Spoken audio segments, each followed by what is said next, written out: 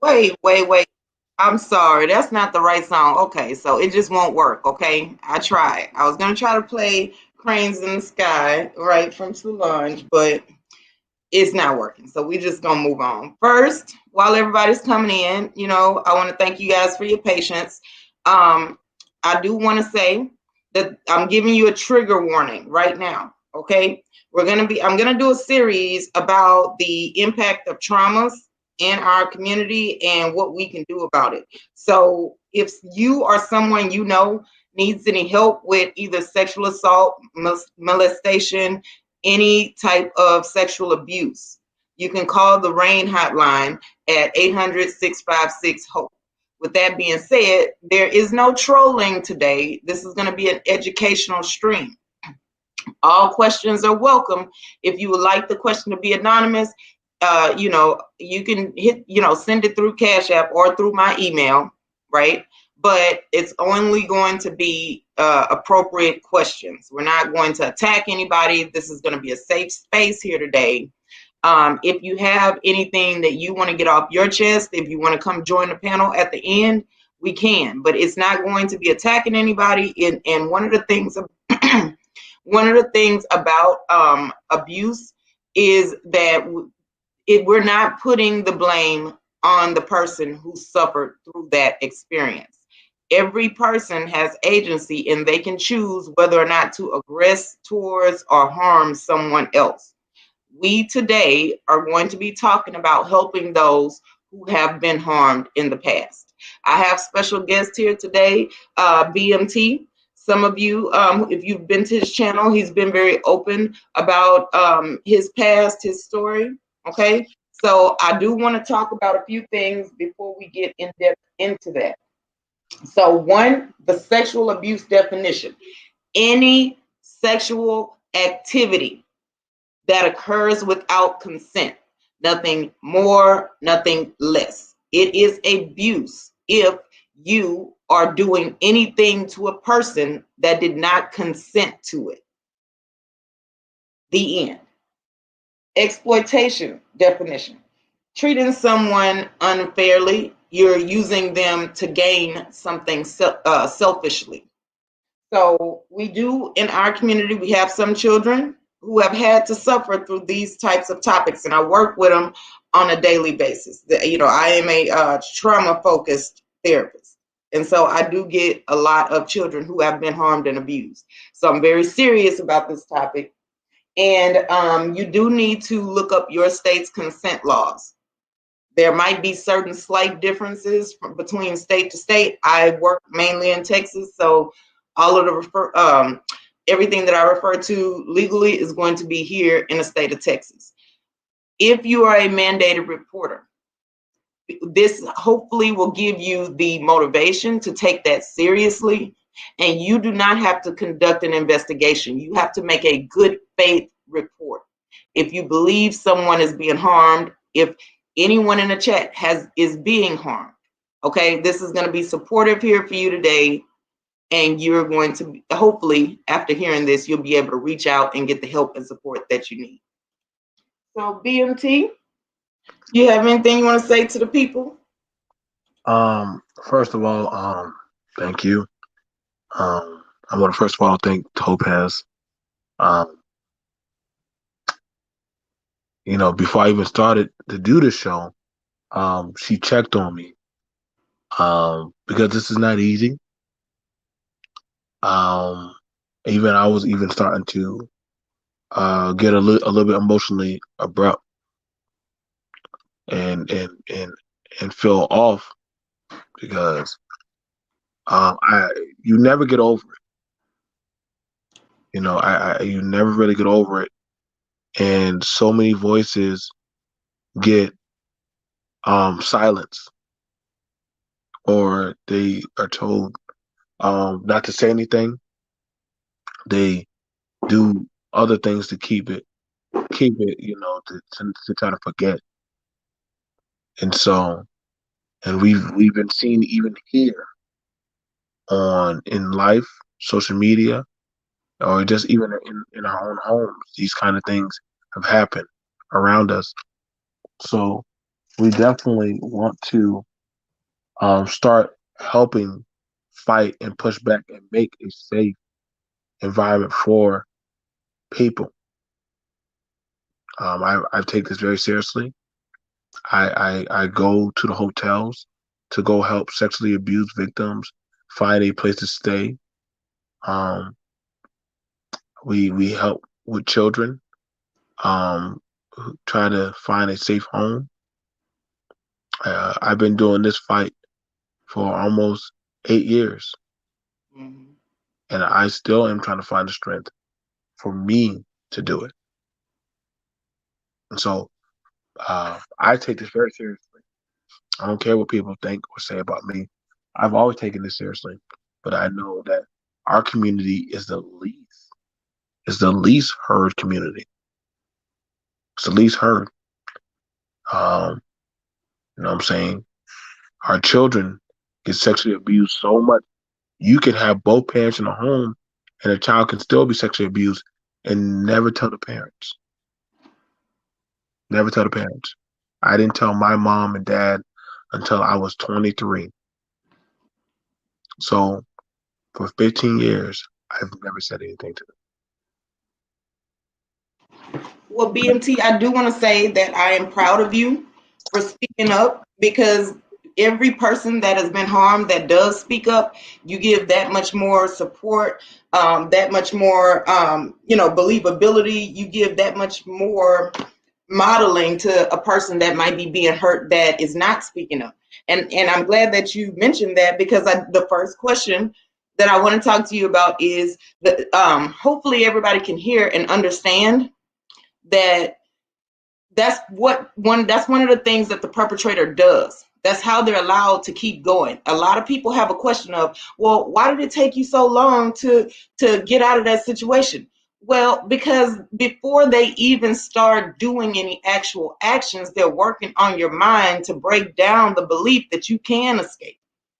You end up somehow being reliant on them through whatever deceit and trickery they use to get you to be open to the idea of them abusing or exploiting you. And so therefore, you don't believe that anybody will believe you. You don't believe that you should say anything. You fear the retribution of the people that you're asking for help. That's a big deal. When people come out and they say something and they report it to the police, they get re-traumatized.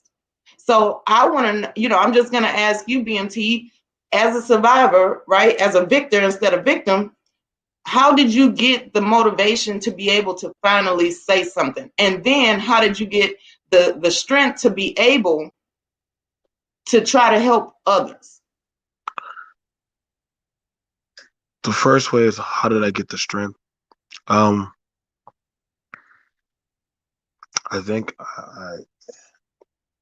for the most part, I wanted some accountability. I wanted there to be some type of accountability. Um, I got tired of going around those who harmed me, pretending like everything was okay. Um, and it just was a lot. Like, it just was a lot. You know what I'm saying? Here I was a grown man, and I'm seeing my perpetrators living the best of their lives, and I still have to deal with it. And there was no accountability. So I wanted there to be some justice, um, some type of peace for me. You know what I'm saying? So I I went I went and I brought it to the forefront. I didn't care. I didn't after a while, was I was told that, hey, you know, I was a guy, I should be cool with it. You know what I'm saying? You would be lucky if anybody wanted to touch you or deal with you. And that happens to a lot of victims. Well, That hold on one second, BMT, because I also want to stress this point. Being a man, right? and our young boys. They are told not to say anything because it somehow looks bad on them when they're still children, and then two, they're told that this is a rite of passage, that it's a good thing. But studies have proven that it does stunt and interrupt their development.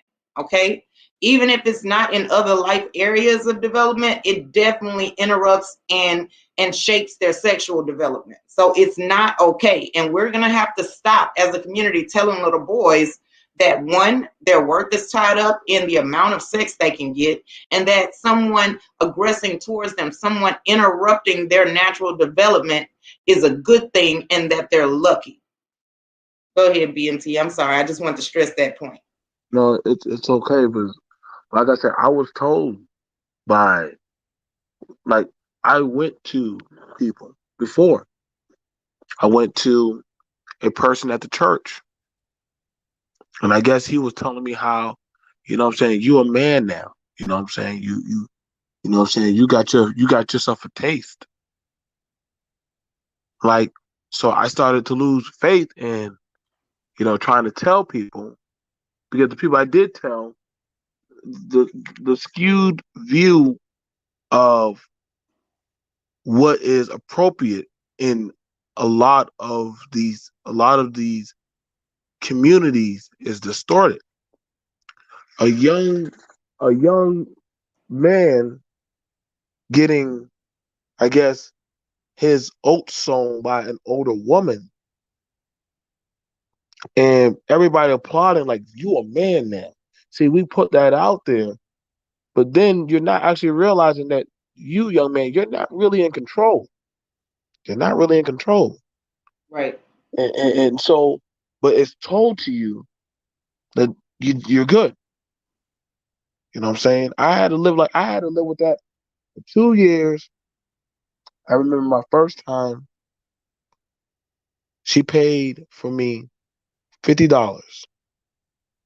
So my innocence of my virginity was taken from me at the price of $50. And I remember everything from the smell to the taste to the what was on the clock to everything that had happened. Mm-hmm. Mm-hmm. And I Yeah, it remember, concreted it into your brain because that was a big, that was a big deal. And that's what I want people to get, is that it's not okay. It's not. It also, in the Black community, we have a tendency to kind of minimize sexual trauma. Oh, it's only an act. No, it does something to your development if it's introduced too early.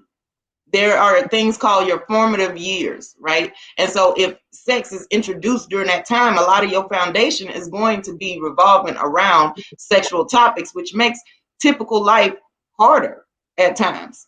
And it wouldn't be something that would be that child's fault.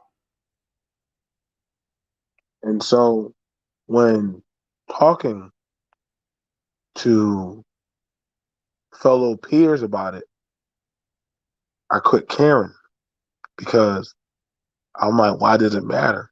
Because me telling, all that did was get me in trouble. Mm-hmm. Either I got shamed, I got beat, or I got raped more. Mm-hmm. Like, no child should have to have sex for 8 hours. It is very painful. So after a while, I learned how to stop feeling or caring Right. because I was like, God left me. Like, He left me, and ain't nobody was coming. And so I just said, whatever. Right. And I had to lay with women. I had women bring their boyfriends and had to do so many atrocities. Right. And you And don't, BMT, you go into only the amount of detail that you are comfortable with. I think we all understand what is meant by sexual abuse, sexual assault, exploitation. Okay. And if anybody needs that definition, I will go over it again. Secondly, Adam, welcome. I see you're logged in on the Facebook page. And what I'm going to do in a few moments is talk about the characteristics of a perpetrator. And it sounds like it'll answer those questions that you're typing. Okay. So I didn't want you to think I forgot. Go ahead, BMT. And so after a while, I always find it interesting when I start hearing how I know people think I become an attack dog when I hear how people talk about, get them when they're young, or, you gotta put this in this certain place. And I'm like, do y'all know what it's like to be treated less than a human, Right. or to be powerless, or Okay, hold on one second, BMT. And what BMT is describing right now is the exploitation piece. Most children who have been sexually assaulted or molested, and I use those two separately because the molestation includes like the touching, the materials that they might just show the child, the things that aren't necessarily physical, and then the sexual assault is the physical component. Both are illegal, both are harmful. And exploitation is when the child is now being utilized to do something for the benefit of the perpetrator. so after a while,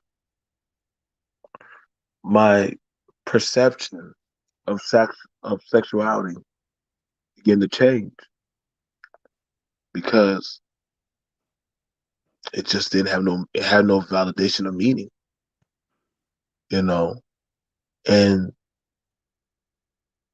there was a lot of people hurt, Mm-hmm. and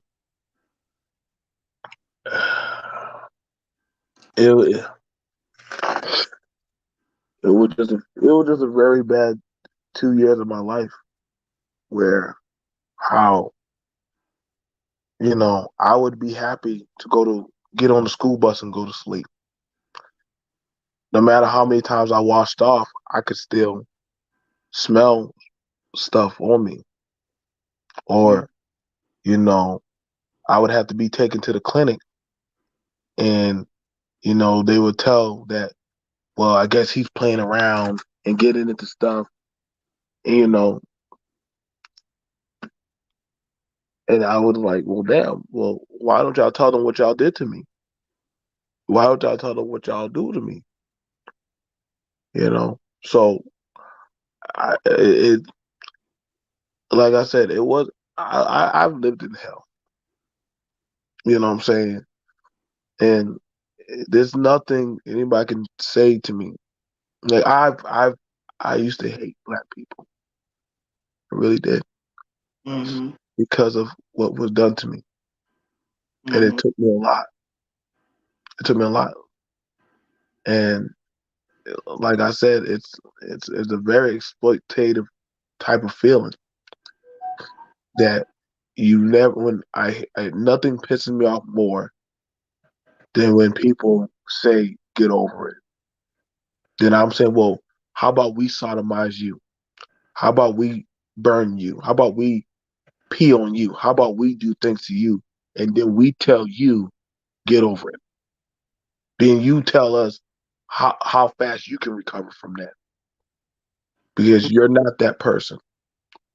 And there's a lot of children. I've seen foster kids brought into that home. I've seen runaway children. I've seen girls who were told that, hey, you want to get out your mama's house? And they would come into that house and be took upstairs.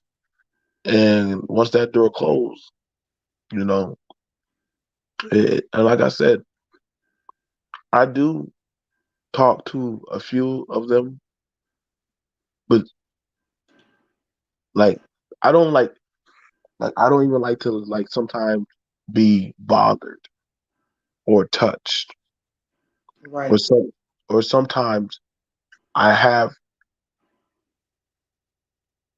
urges where I feel like I have to have sex badly, like really bad. Okay, so hold on one second, BMT, because I do want to clear this up for the chat. And this is one of the ways that is damaging is that you don't get a typical development in terms of sexual development. You don't get that typical gradual understanding. It goes like a roller coaster up and down because you were not in control. So now sex is seen as something with an outside locus of control. It's something that just comes over you or leaves you from time to time. That's why it's not supposed to be done quite that early, especially when you haven't reached the social, mental, and emotional places that you need to be in development to be able to understand and utilize sex for how it was meant. So now I do want to say I put the link in the chat. That is a study about the characteristics of predators overall, and it was done in 2020. And it is a scholarly article. So in case you guys want to read up more about that, we did have a few questions about are predators mentally ill? Have they been previously abused? I can't remember the other question, but I do know that it was somewhere along those lines. And so it's not necessarily like there used to be the belief that it was a certain prototype of people that would become predators. And what we now find out is it's basically a personality that is more open, more available, more susceptible to becoming a predator. These are people that are manipulative, that are entitled, people who didn't develop appropriately themselves socially or mentally. And sometimes that may be because they were abused in their own childhood, or it could be that they weren't abused, but they somehow developed this entitlement and came across the opportunity and took it. So part of this is for you guys to be able to understand and recognize predators, because if you remember, at least when I was a kid, they had this program called Stranger Danger. And we later found out that most assaults are and types of egregious abuse and harm are perpetrated by people that you know is not a stranger. And that is usually because that person has more access to you. They can put in the groundwork. If you guys have been listening to BMT's story, there was a lot of thought processes that were placed there by the perpetrators. You end up cutting off other areas of your life. And so I know, if anybody is wondering, how can you get on a school bus and go to school and not tell anyone? Because by the time you're allowed to leave the perpetrator's sight, your belief in humanity is so broken and damaged that you don't think it's going to do any good to tell anyone. And you may or may not have already been harmed trying to do so. You have learned. So, that was the other question. Is sexual assault and sexual predators, is that something that is learned? Yes and no. Some people took the opportunity. Others had it done to them or saw it being done, because there is a such thing as vicarious trauma. You don't have to be the person that was harmed. You could just know of ongoing abuse and witness it. And that happens to a lot of siblings. Even if they weren't touched, that gets minimized. Oh, well, nothing happened to you, so why are you so harmed? Well, it's vicarious trauma. We are interconnected species. We do feel, and I know you guys are putting in the chat how this is getting to you. Yes, it probably will. That's why I put the trigger warning up there, and I also put the resources. That's the best place to start. They have a lot of resources available if anybody, it becomes triggered. So I'm sorry about that, BMT. Go ahead. So I think what I heard people say, well, I've had people say, well, why didn't you run away? And I'll be like, run where? Like, run where? Like, I live out in the country.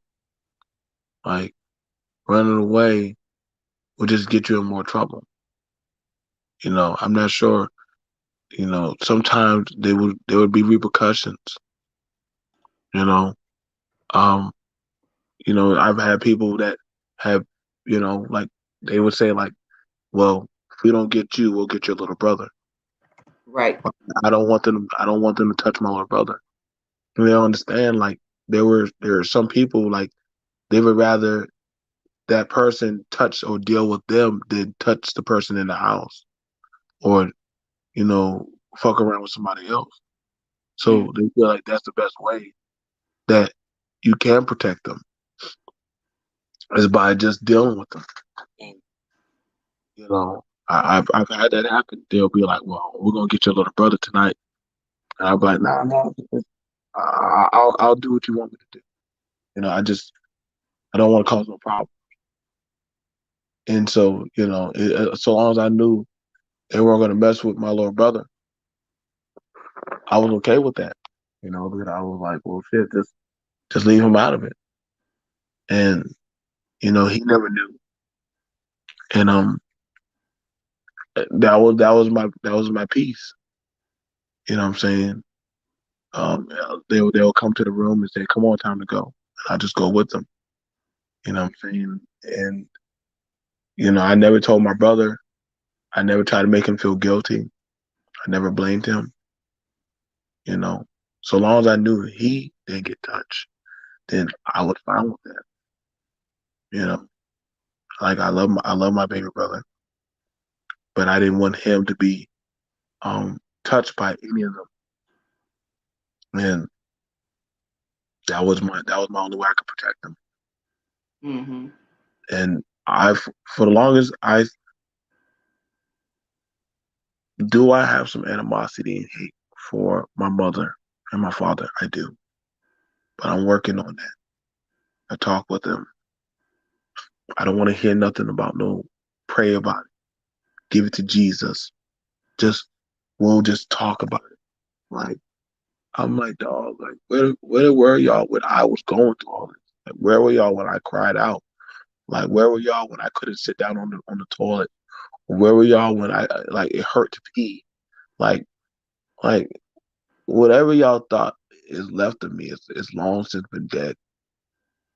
Like there's nothing anybody can say to me that can hurt me anymore. You know, I would I would kill if somebody touches my child now. Like I don't. That's why.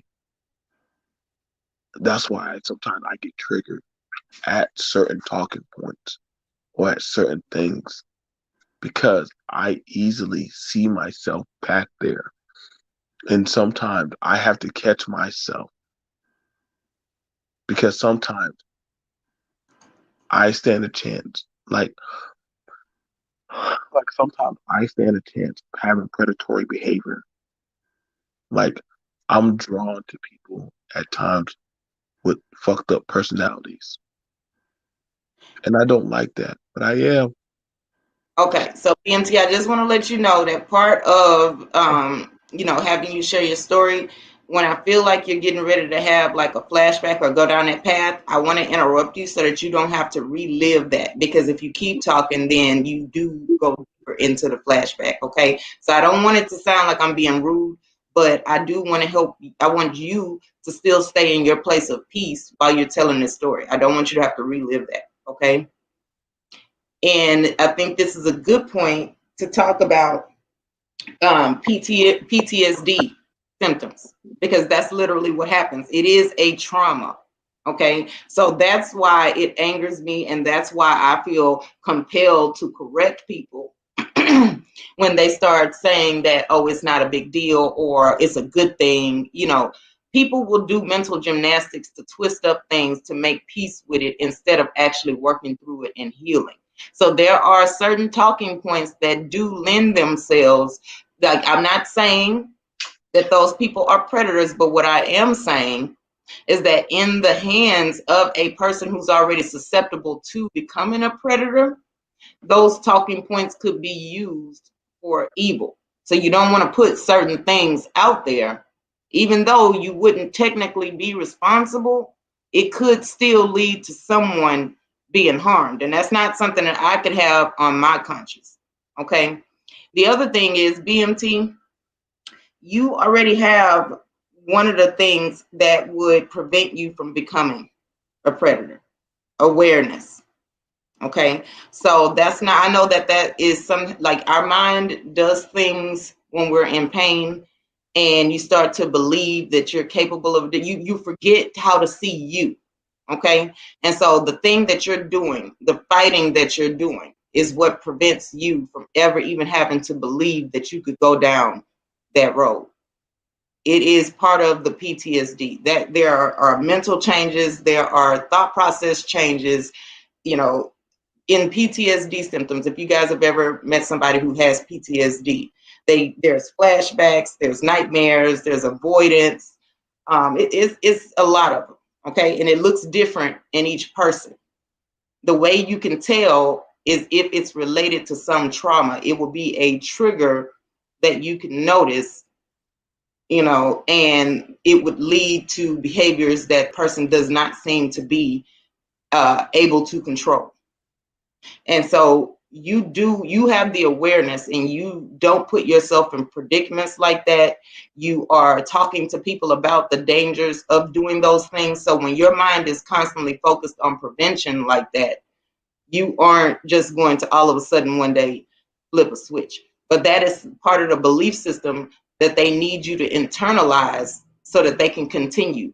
It's how they get the victim to relate to them. And then you can't protect yourself, but you at least then now don't want to see your perpetrator hurt. That's part of the thought process that they create. Okay. It's, I just I remember what it was like to be sent to go get other people or recruit other people. And we would call it fishing. Hmm. And it's where if I brought in somebody else, then they would leave me alone. That's And so survival. I brought in a lot of people, BMT, that is survival. but I ain't want them to get But hurt. you were not in control of that in the first place. If you didn't, they were not going to just stop having victims. That's just what they said. And also, if they're bathing your mind in abuse and harm all day, you are not thinking clearly. You just want it to stop. And we as humans get desperate when we're being tortured or in pain. You survived. Let me ask you this, BMT. Have you ever had treatment before? Yeah, yeah. What kinds? For for my nightmares, uh, for my sexual trauma. No, I mean, like, was it outpatient, medication, inpatient, EMDR? I did inpatient. I went Okay. I went inpatient, and I do predominantly outpatient now. Okay. Okay. So you still are getting treatment. Yeah. Okay. And that's a good thing because, see, here's the thing. It is something that you are going to be coping with. Okay. It doesn't go away. It's in the past, but as you adapt to new things in your environment, you just basically have this treatment available to you to make sure that you're still going to adjust well and that you're able to adjust your coping mechanisms as needed. Have you ever tried EMDR? No. Okay. It's a type of treatment. I can't prescribe it. Okay. It is a type of treatment that has been very successful with victims of trauma. And so you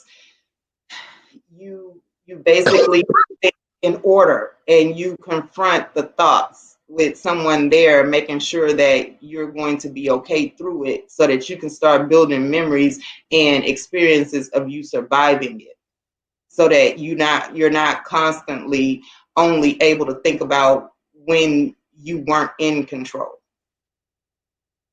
And it's been very helpful for a lot of people.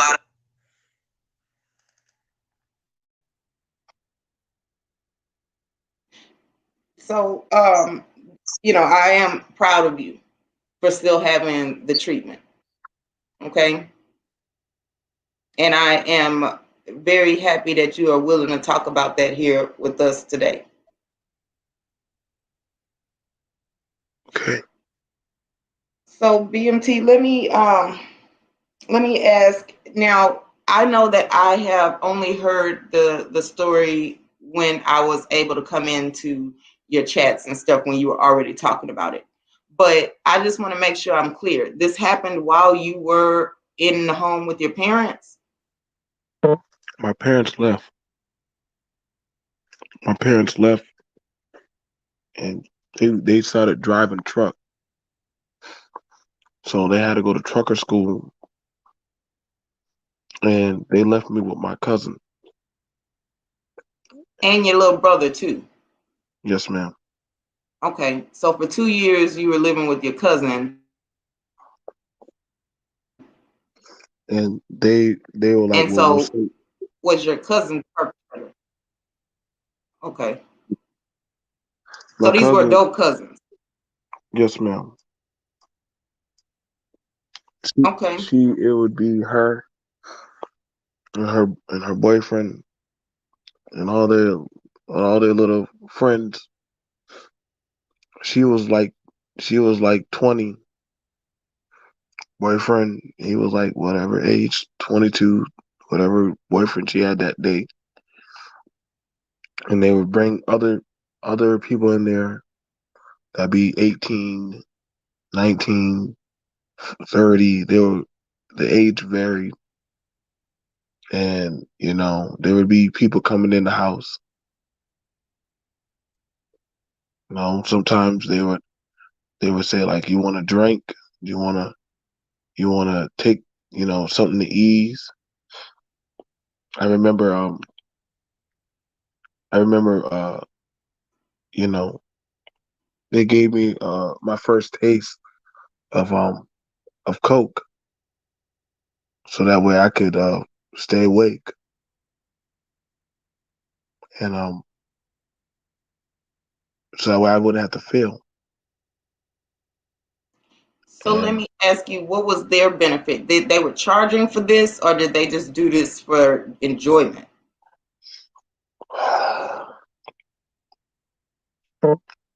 she told me she told me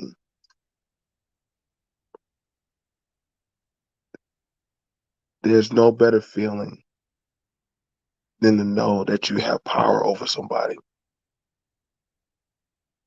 Then I believed her, because sometimes he would be arguing with her about the money, and she is like, it's not about the money, it's sometimes just about the power. Like, they got off on just sheer enjoyment of just making some of us feel not human. They got off on just making us lay down on those mattresses and do things,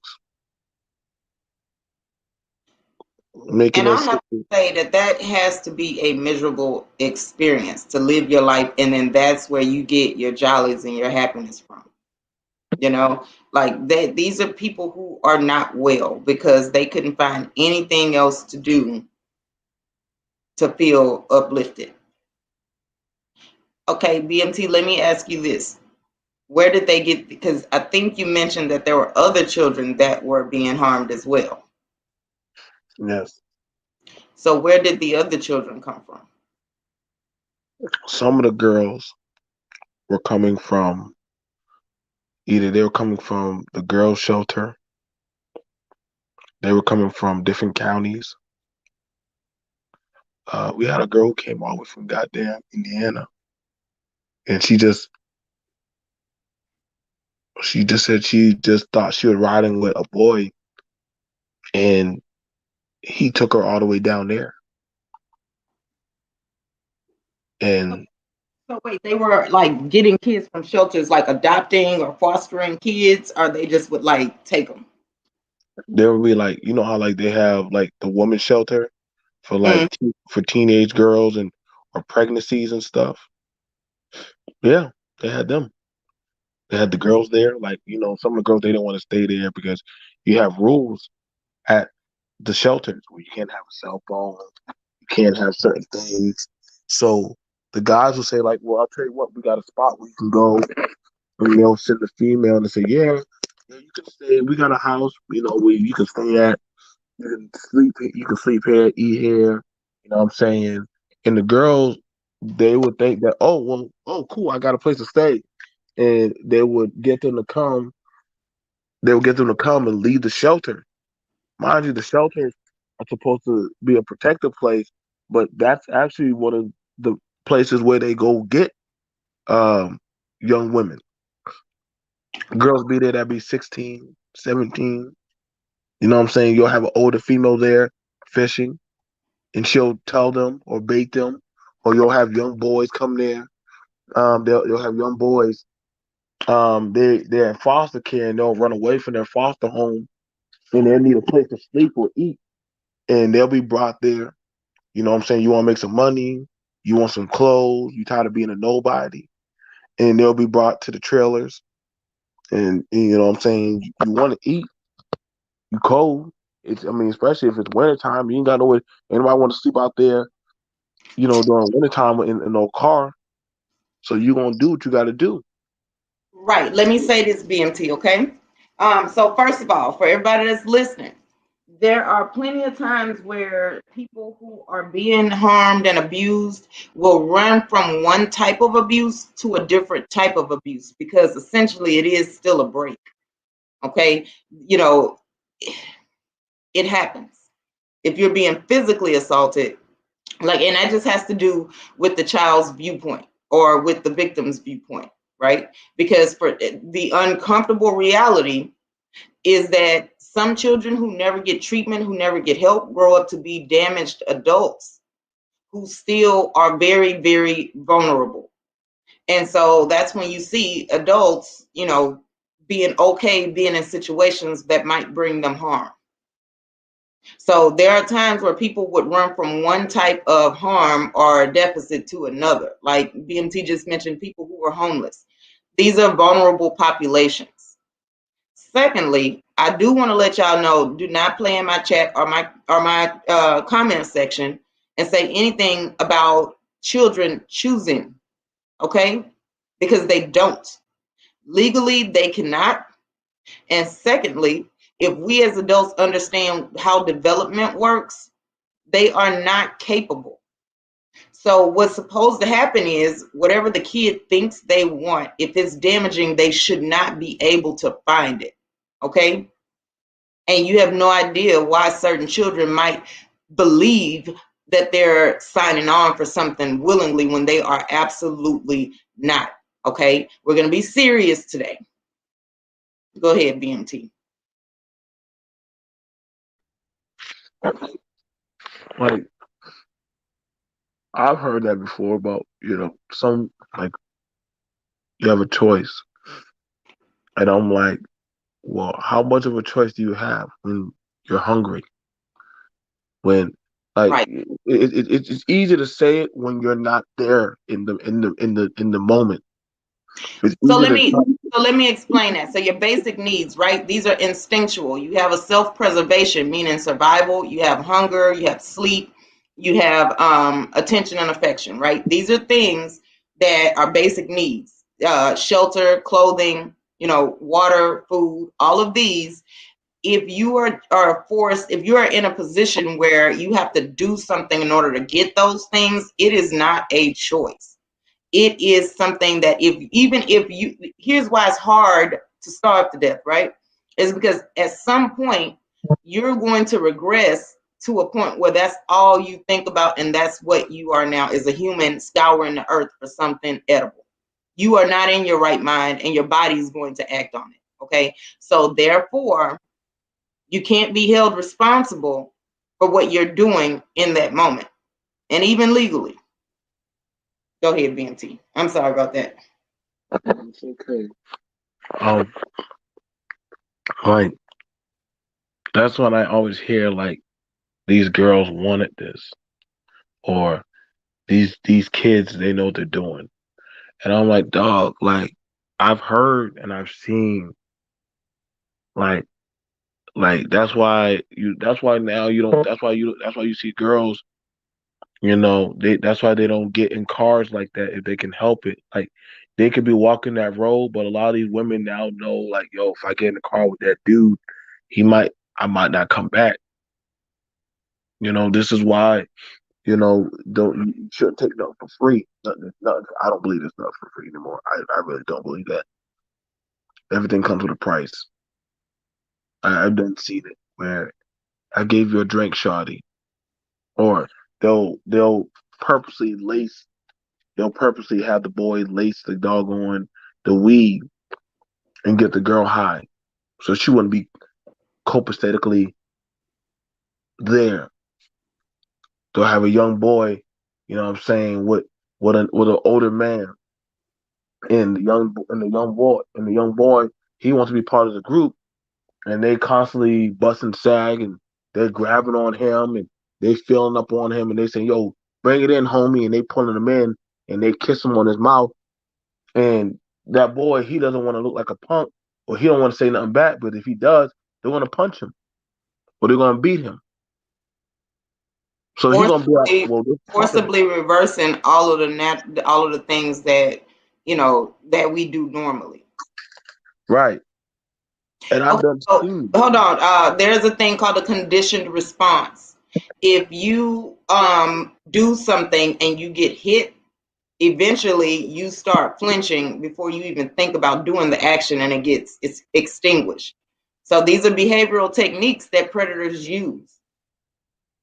And that's how you might see people going along with something, but you have no idea what that conditioned response is and how long it's been being reinforced. So, BMT, I do want to talk about the part of, like, you mentioned earlier that people have told you to pray it away or just don't think about it, right? Like bad advice. Yes, Queen of the South, it's brainwashing, exactly. So there are lots of things that are not helpful because here's the thing: you can't have faith without action anyway.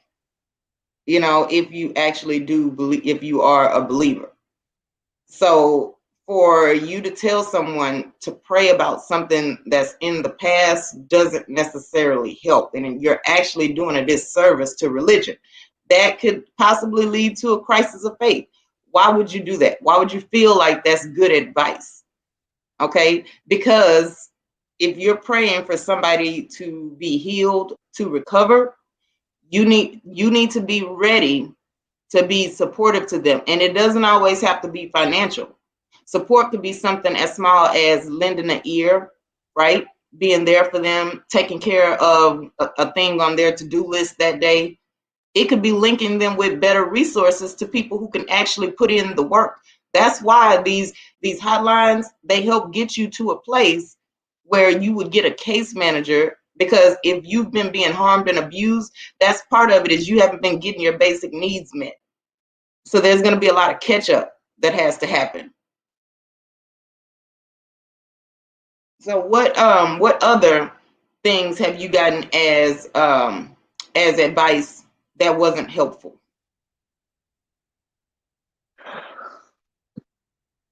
have a drink. Um, you know what I'm saying? So someone was referring you to substance use. Yeah, That doesn't help either, because what substances do is mask the problem. And for a lot of them, well, substances don't actually cure what's going on. It basically just gives you a small break, but it's short lived, and then there's more problems once you come back to sobriety. I would have a drink. I remember being one of the other females, since we knew each other and we knew about our past. Whenever we would have an urge, we would just have sex, and we would just that was our way of, if I have an urge, just have sex. If I have an urge, just have sex. If I have an urge, and that would that's what we thought was okay. And but it wasn't helping. I No, keeping y'all trapped in the same cycle. That's And why support groups should be monitored initially. she she she told me that it's bad because I tell people be careful who you tell about these problems because Right, people will take advantage of you. That's why I am the way I am when I tell women like don't be careful who you reveal this to because sometimes they'll they'll see it as okay you're sexually a deviant so you're not going to get the help or men you could end up catching something or you could end up having getting into a situation that's hard to get out of. And right, so, it's hard because when you get these urges, you're gonna feel like I have to have it. You know, it gets really bad because then you'll start going and start becoming like that of what made you like that. So then you'll go after any and everything, no matter what it could do harm to you. And so between that, uh, I started getting into fights. Uh, I started shutting down, not being able to really talk. Wasn't I just I didn't know how to deal with people. You know, I didn't. yes. I actually do want to bring up the fact that yes, there is a social deficit that comes from all of this because the interactions that you have in your childhood lay the groundwork for how you believe interactions should go. And so if you've been being abused, you were being taught and required to act out something that was out of the norm. It was dysfunctional, maladaptive. It wasn't going to ever be helpful. And so, depending on how long you remained in that situation, it could be hard to overcome that without intensive help. And so that's probably why you ended up having to go into inpatient care. like I still battle it today. Hmm. Like I have a whole family, and I still have problems, and I don't mean to be like that. Like sometimes I don't even like I want a family, but then again, I don't want like always like being around people.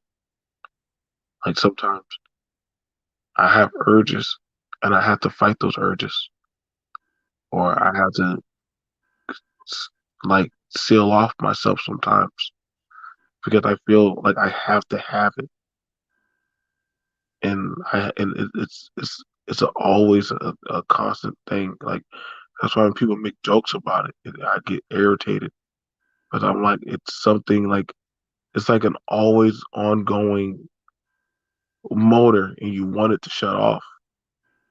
And sometimes you have blackout moments where you're like, why am I here? Like I've had times where I have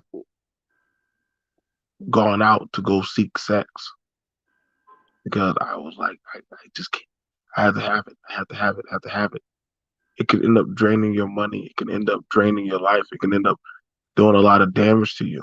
Like like people play this as a game, but I know people like one of my friends. She's a whole mom, and she still fights it. She's already has it hard with her marriage, and she's like, and I get it. Like she calls me. She said she don't want to be like that, but I also understand that it's hard opening up to people because she's just not there. And then when you try to tell people, they start getting frustrated and say, "Well, why didn't you fight back? Why didn't you do anything? Why didn't you run away? Or why didn't you just leave him alone? Or why didn't?" And I'm like nigga, like the fuck? Like I can't go back in the past. Let me answer that for you. See, that's where threats and coercion come in to play. Okay, they're not going to just ask you, "Hey, you want to engage?" Right? No, they're not going to do that. They're going to have a backup plan. There's threats. There is coercion, as in using your baby brother as a threat, hanging over your head like that. So they leave no stone unturned. They don't take chances. This is a very calculated behavior that these people are doing. Now, BMT, someone earlier asked if these people have ever been brought to justice. Some of them have. Some of them are. Some of them have HIV. Some of them are dead. Some of them are locked up. So different things happen. Uh, my cousin, Karma's a bitch. Uh, her baby, because she did all those drugs, he he's he's messed up. Mm.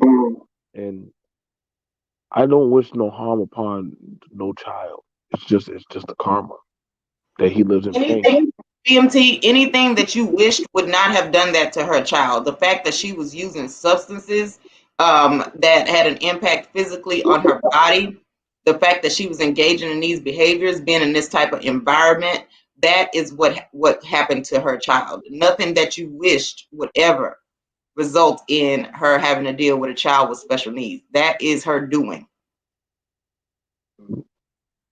It's like I have tried, I've tried uh, bringing certain stuff to the family, and I was just told, be quiet. Stop trying to break up the family. Why are you always causing problems? I've even seen it happen to even some of the females in the family, to where they just, you know, either get told to, pray about it.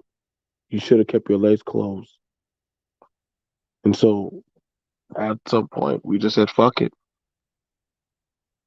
Just don't come around. Or if we come around, we just do what we got to do. Might say hello, what's up, and get the hell on out.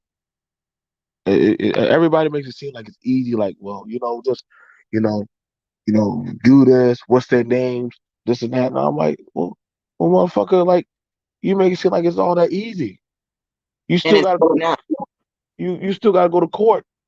You still got to tell a bunch of strangers that don't know you what happened to you.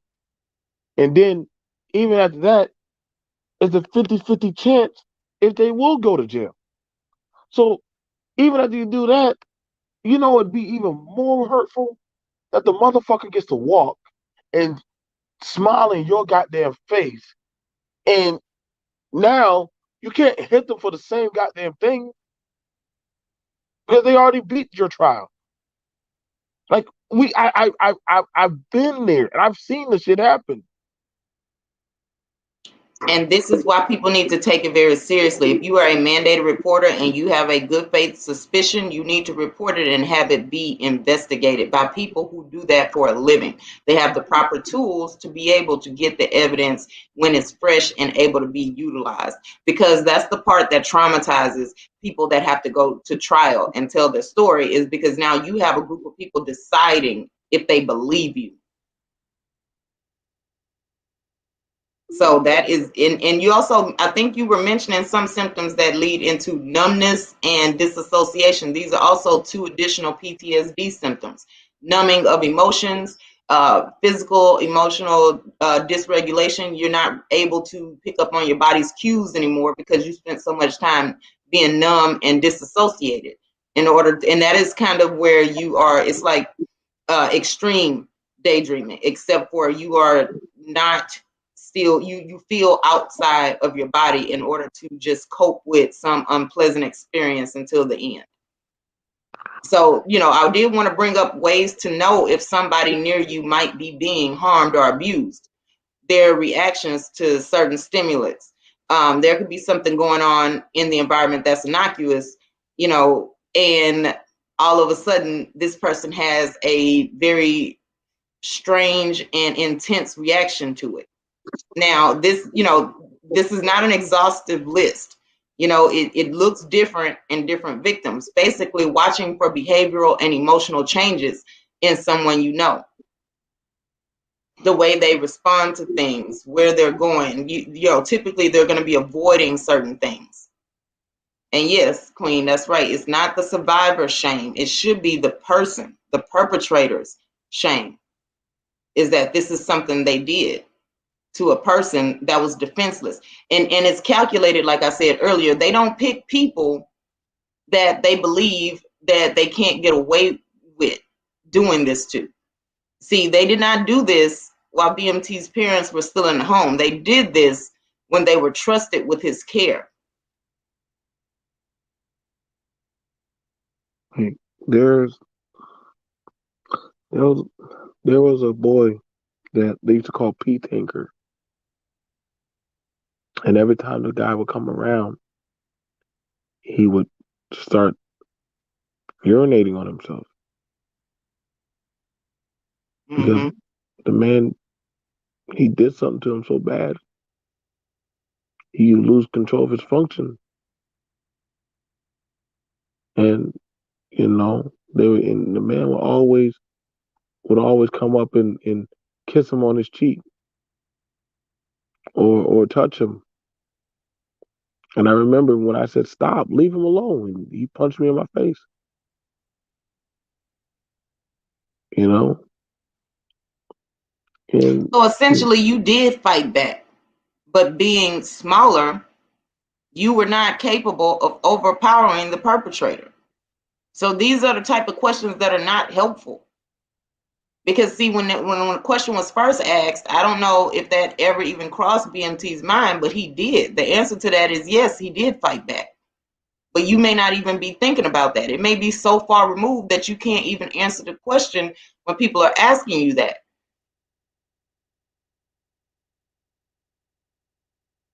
just like he was like 17, And and how old were you, BMT? I was 14. I just knew that I just knew that those guys would keep laughing at him, calling him P Tinker. Humiliation. And it breaks down a person's self-esteem to the point to where they feel like even if somebody would believe me, maybe I just don't deserve to be rescued. This is why sometimes you'll see when help does arrive, the victim isn't going. They don't trust it. They may not feel like it's okay to go. It's a lot of different thoughts and emotions that are going through that person's head. You have to be a special trained person to be able to handle that. It's not for the faint of heart. And I think that if you are not a person that can work with victims, then you should not take that on. You wouldn't be doing anybody any favors. Everybody has to know their limits. Honesty helps. We had one girl. She had a baby,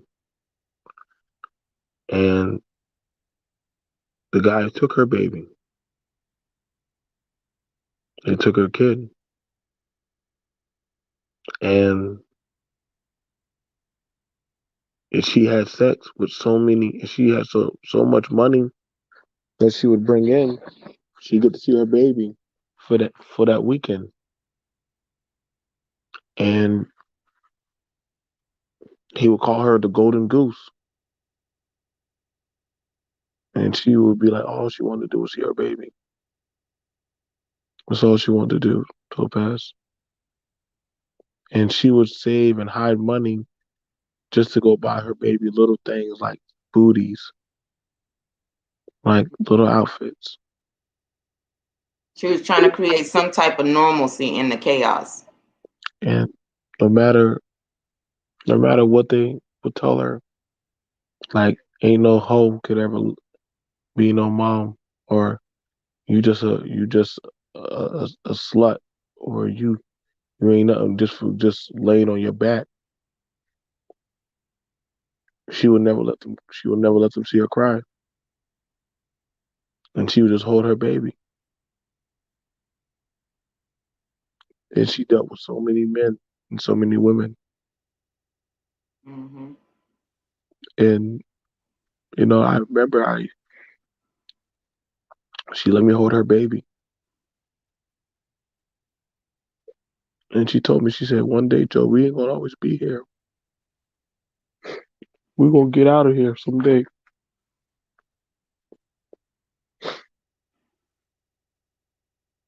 Right.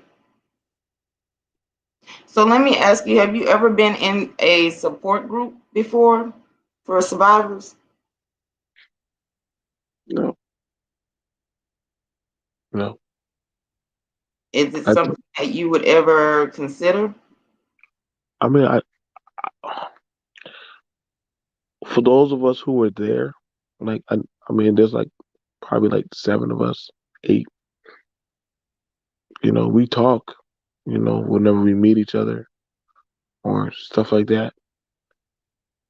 But I don't know if I have that kind of resolve to sit in a group. Like this is kind of somewhat of my way of like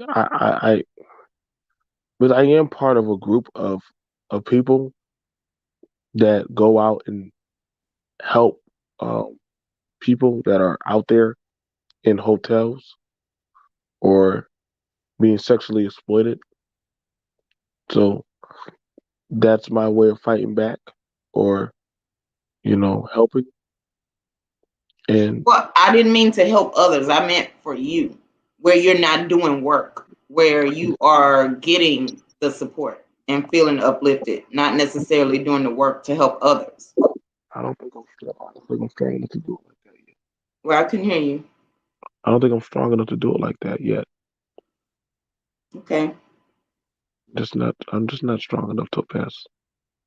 And we can talk about that BMT. And the reason why I suggested it is because it's it's easier. I know it sounds counterintuitive, but it's usually easier being in a room with people who've also suffered instead of talking to people with your story that have not experienced it before.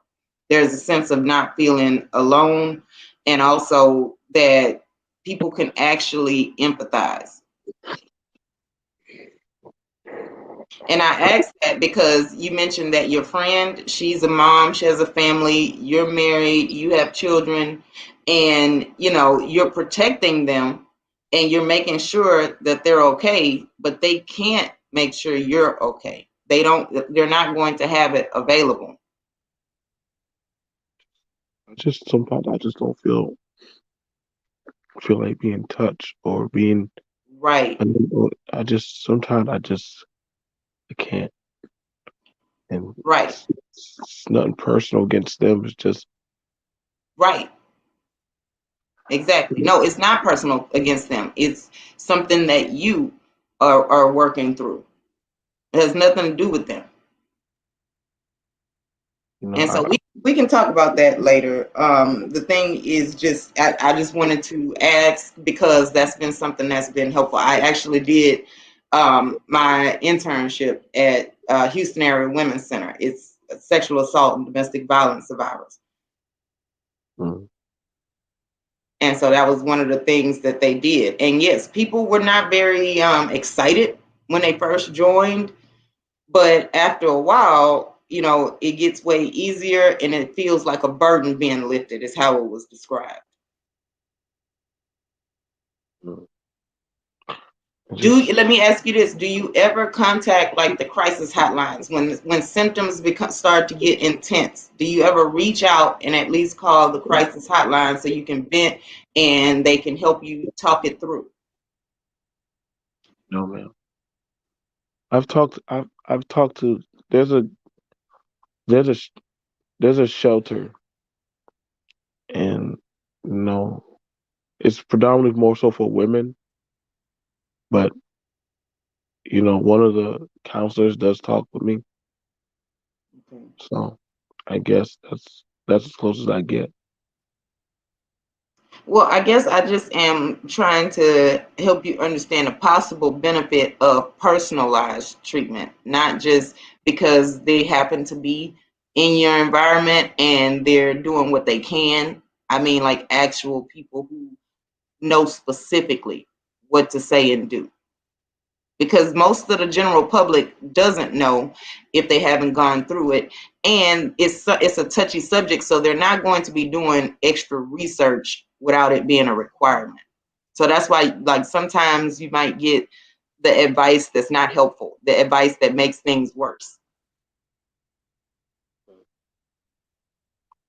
I thought about doing that. Like, it's hard. It's hard. Like, just even sometimes talking about it on YouTube and just getting berated. It's hard. People on here are not capable. They can't. It's not going to get help from being on YouTube. It may feel good to vent, to let it out a little bit, but it's not going to do anything for you. This is you still helping others. What Okay. you can't forget about you. I don't want to. I don't like to deal with me at times Yeah, because I don't like me. right. And I get that. And that's why you have to do it, because you didn't cause this. You didn't do this to you. Somebody did it to you. And until you are able to take back your ability to put you first, to think about you, they're going to continuously win, whether they're in jail, whether they did or not. You have to start looking at yourself as a fully human person that deserves kindness, assistance, support, love. If you don't, you're just going through the motions, and that makes symptoms worse. Right. I know it's scary. I know it's hard, and especially for men. You know, you guys don't like to be vulnerable, but that would be a safe place for you to be vulnerable. Because to be honest with you, that's one of the things that the perpetrators took, your ability to be safe and vulnerable as a child. So, you don't get to feel like it's going to be okay when you need something. So, being in a support group, that would be a place where you can need and you can be selfish for once, and you can think about you, and you can, give yourself empathy for what you had to survive. That is necessary in life, and it doesn't have to be forever. It's once you get through the process, and on the other side, life is brighter.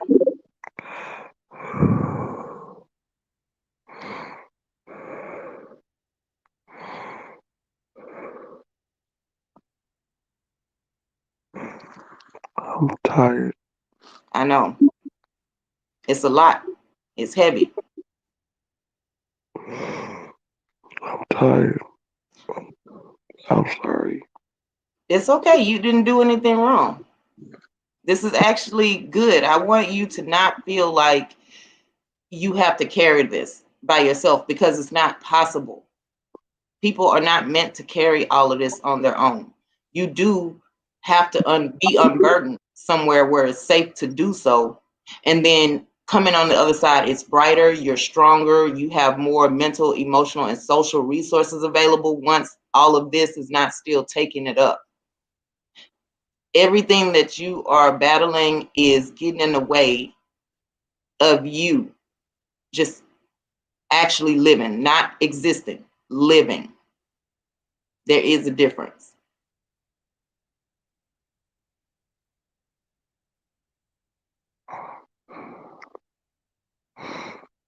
Okay. Well, I'm sorry, Topaz. It's okay, BMT. If you now we talked, right? So now if you need for this to be over, we will. I'm gonna go lay down. Okay. It's a lot for me right now. Okay. And reach out if you need to, BMT. Okay. You cannot just hold on to all of that by yourself. Okay, so guys, I do want to say that I know today is Memorial Day, and hopefully everybody had good times and fun and laughter with their family. And then if you're able to watch this replay, hopefully it will help you to understand that there is something out there and you're protecting your family from that. You do need to know that that is something that's out there. And you could be grateful if you were able to be around your family today, and none of this kind of stuff is going on. You have now a new reason to be thankful. So the last thing that I wanted to talk about was the result in the community, right? So when we have people, and this is going to be a series, I'm going to talk about the other different types of trauma. Okay. So what does this do? BMT, BMT, you are fine. Okay. I want you to go and rest, right? And reach out if you need anything. There's nothing to apologize for, BMT. I want to thank you for being able to share your story. So I am going to do the other different types of trauma. So there is there's domestic violence that is coming up next. And so if anybody would like to share their story, I'm going to put my email here in the chat. Oh, wait. Yeah. Okay, so I don't know if you guys want to come up or not. I'll put the link in there, but if nobody wants to come up, because I do realize this is quite a different topic, than what happens on here. So completely understand. The last thing I wanted to bring up was the impact in the community.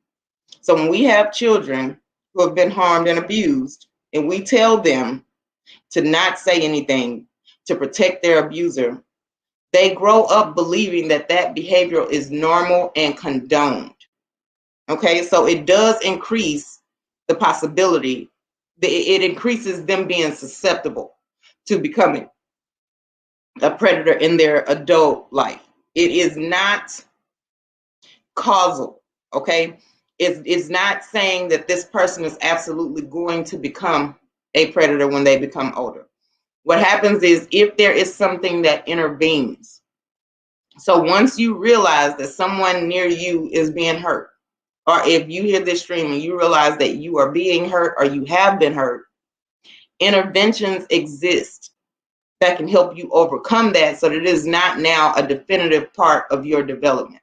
It is not something that you are likely to recreate, because that is another thing that happens with survivors is sometimes they feel uncomfortable in peace and they have to recreate the abuse. It's their mind's way of trying to regain control over that situation. It does not work, but that is what seems to be helpful in their opinion. But it is not effective. It doesn't actually work that way. So if you guys have any questions about today's topic, you want to share anything, you can email me. If you would like to come up and share your story on the next installment of this series with domestic violence and physical abuse, you can email me as well.